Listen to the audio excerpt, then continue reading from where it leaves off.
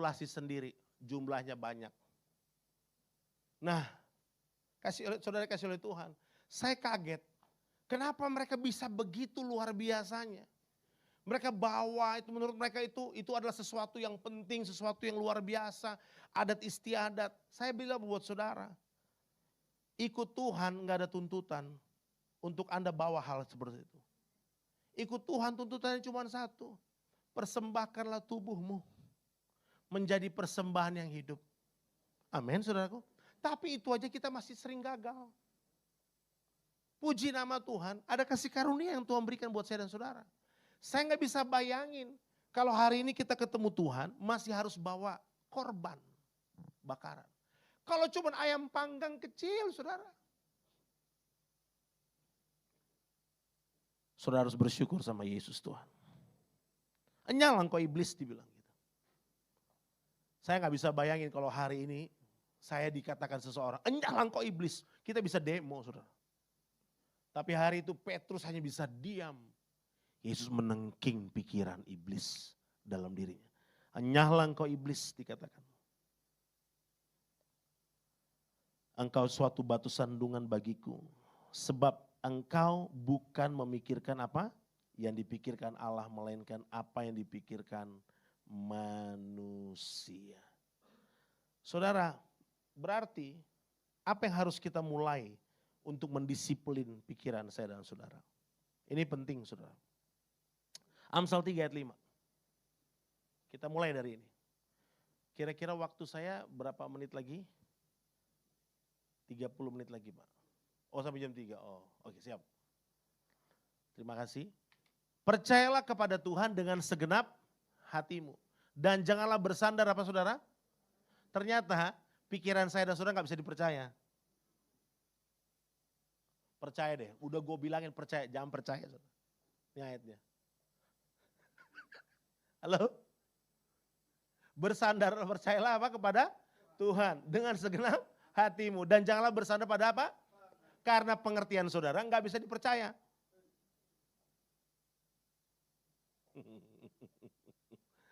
Shalom. Ini bukan Daniel pasal 5 ayat 6 saudara. Ini firman Tuhan Amsal 3 ayat 5. Percayalah kepada Tuhan dengan segenap hatimu. Kenapa kita disuruh percaya sama Tuhan? Karena pikiran kita gak dapat diandalkan. Pikiran kita hari ini bisa berkata A, 10 menit lagi sudah berpindah cara berpikirnya. Karena pikiran kita dikendalikan oleh mood, kondisi, dan situasi. Pikiran Tuhan tidak bisa dikendalikan oleh semua itu saudara. Firman Tuhan itu tidak akan pernah usang. Mau ditelan oleh badai, topan, model apapun dia akan tetap berdiri kokoh. Makanya dibilang percaya sama Tuhan. Saudara mau percaya sama manusia, terbatas. Dibilang gini, janganlah bersandar kepada pengertianmu sendiri. Jadi saudara kasih oleh Tuhan, ada beberapa hal yang membentuk pikiran kita. Pertama, yang membentuk pikiran kita adalah budaya. Ini budaya. Saudara ada satu kisah, saudara nanti baca ya, dalam Kisah Rasul pasal yang ke-10. Kenapa ayatnya panjang banget. Saudara. Satu kali waktu Petrus itu kelaparan. Ya, Petrus lapar dan dia naik ke loteng berdoa. Di tengah-tengah dia lagi lapar itu, saudaraku, tiba-tiba dia dilawat oleh roh ilahi, dia dipenuhi roh ilahi. Entah dia dalam keadaan bermimpi atau apa saya gak tahu. Ini Kisah Rasul pasal 10. Nah saudara, tiba-tiba, coba-coba, Kisah Rasul 10 ayat 15, minta tolong. Oke. Sebelumnya ayat 13. Ayat 12. Oke, dari ayat 12 coba. Kisah Rasul 10 ayat 12, saya ingin saudara, nanti sisanya saudara bisa baca di rumah. Kisah Rasul 10 ayat yang ke-12. Di dalamnya terdapat berbagai, maaf, saya harus mundur lagi. Mulai ayat 10 aja, ayat 10. Ayat 10 sampai 16 nanti. Ia merasa lapar dan ingin makan. Siapa ini? Petrus. Ia merasa lapar dan ingin makan. Tetapi sementara makanan disediakan, tiba-tiba apa? Rohnya dikuasai ilahi. Wah rohnya, dia kelaparan nih Petrus saudara. Mau makan. Saya mau tunjukkan buat saudara, Kenapa pikiran kita ini gak bisa dipercaya? Kita perlu pakai pikiran Kristus. Karena selevel seorang yang bernama Petrus saja ditengking tadi pikirannya. Yang kedua, Petrus gak berhenti-berhenti selesai masalahnya saudara. Petrus masih berpikir dengan budaya Yahudi untuk mengerti pikiran Tuhan. Sementara pikiran Tuhan itu bukan seperti budaya Yahudi. Perhatikan ayat 11. Ayat 11, tampak olehnya apa? Langit terbuka dan turunlah suatu benda berbentuk kain lebar yang bergantung pada keempat sudutnya yang diturunkan ke tanah. Ayat 12, di dalamnya terdapat apa? Pelbagai jenis binatang berkaki 4, binatang menjalar dan burung. Saudara perhatikan ayat 13. Ya kan? Kedengaranlah oleh Petrus olehnya suatu suara yang berkata, bangunlah hai Petrus. Petrus apa tadi? Lapar. Bangunlah hai Petrus apa? Sembelihlah dan makanlah. Ayat 14. Tetapi Petrus menjawab, tidak Tuhan, tidak. Sebab aku belum pernah makan sesuatu yang haram. Saudara perhatikan ya. Kalau saya lagi lapar dikasih binatang kaki pendek, kaki panjang, kaki tengah, saya makan. Saya lapar. Betul gak saudara? Anda lapar, gak ada makanan. Saudara kalau lapar itu pewahyuan bisa kabur saudara. Tapi kalau kenyang, heaven on earth.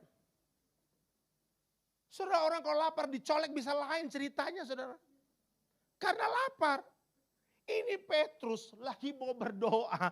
Rohnya dilawat oleh Tuhan. Saya mau beritahu kenapa Tuhan melawat rohnya. Tuhan punya pesan saudara. Secara profetik. Petrus lapar.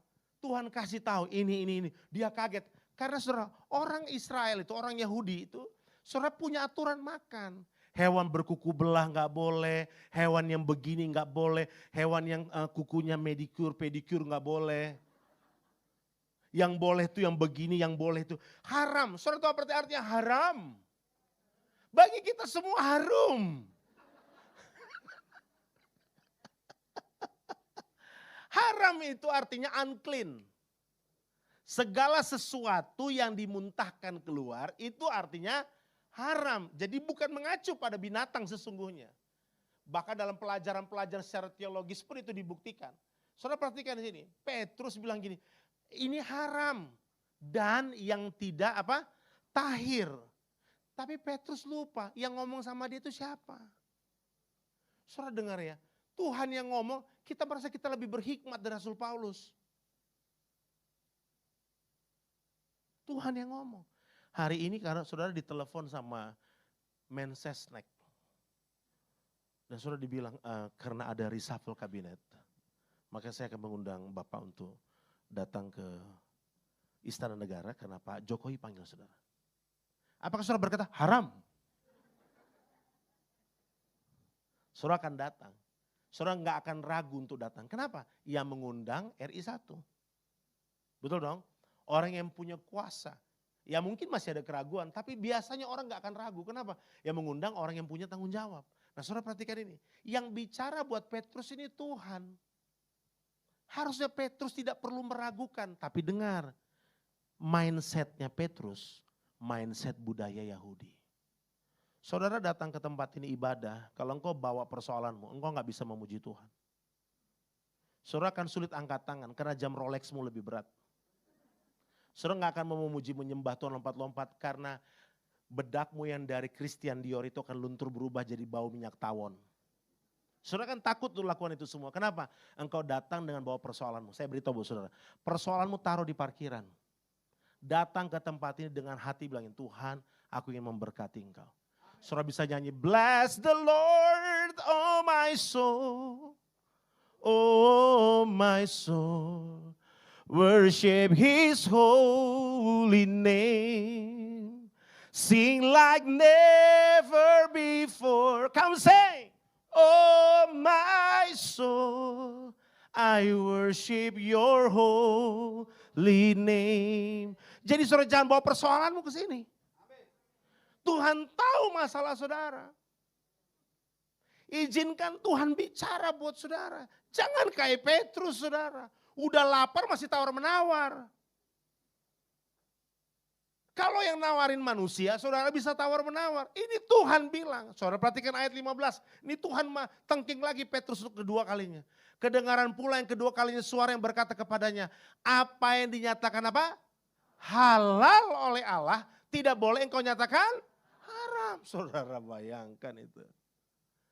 Halal ini akar kata dari haleluya. Jadi kalau ada rumah makan dijamin halal, katakan dijamin haleluya. Makan aja.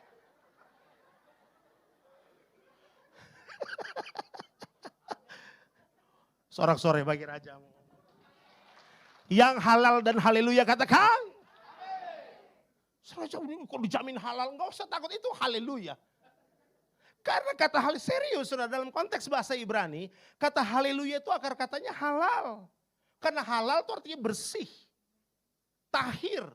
Halal itu artinya memuliakan, dikuduskan. Jadi waktu kau berkata haleluya, engkau lagi bilang gini, aku hidupku dikuduskan oleh Tuhan. Jadi Tuhan bilang gini, apa yang dianggap oleh Allah halal, jangan kamu bilang haram.